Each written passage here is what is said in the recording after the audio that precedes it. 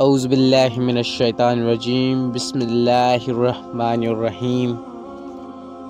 ناظرین محترم، ایک دفعہ 10 آدمیوں کی ایک جماعت نے حضرت علی رضی اللہ تعالیٰ عنہ کی خدمت میں حاضر ہو کر پوچھا، یا علی، علم اور دولت دونوں میں کس کو برتری حاصل ہے؟ مہربانی کر کے ہمیں جوابات عنایت فرمائیے۔ حضرت علی رضی اللہ تعالیٰ عنہ نے بہت ہی نہایت احترام سے ان کو جوابات دیے۔ پہلا جواب یہ تھا کہ دولت فرعون کا ورثہ ہے اور علم انبیاء کی عطا ہے۔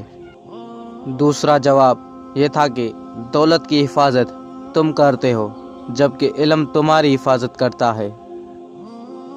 تیسرا جواب یہ تھا کہ جس کے پاس بے شمار دولت ہو اس کے بے شمار دشمن ہوتے ہیں اور جس کے پاس علم ہو اس کے بہت سے دوست ہوتے ہیں۔ چوتھا جواب یہ تھا کہ دولت کو اگر بانٹا جائے تو کم ہوتی ہے اور اگر علم کو بانٹا جائے تو بڑھ جاتا ہے۔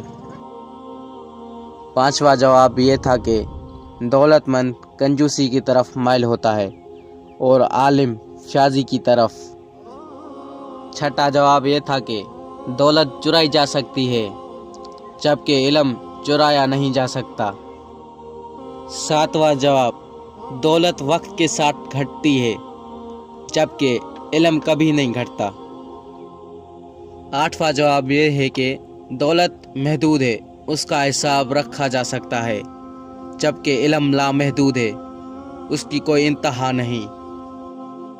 نواں جواب یہ تھا کہ دولت سے اکثر دل و دماغ پر سیاہی چھا جاتی ہے، علم سے دماغ روشن ہو جاتا ہے۔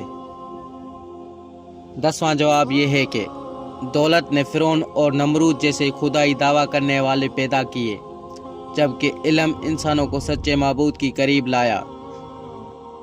بس پھر اسی طرح حضرت علی رضی اللہ تعالیٰ عنہ نے بہت ہی نہایت ادب و احترام سے دولت اور علم میں فرق ہونے کا بتایا۔ ناظرین محترم، اگر آپ کو یہ ویڈیو پسند آئی ہو تو اور اگر مزید اسلامی ویڈیو سننی ہو تو ہمارے YouTube چینل کو سبسکرائب کریں۔ شکریہ۔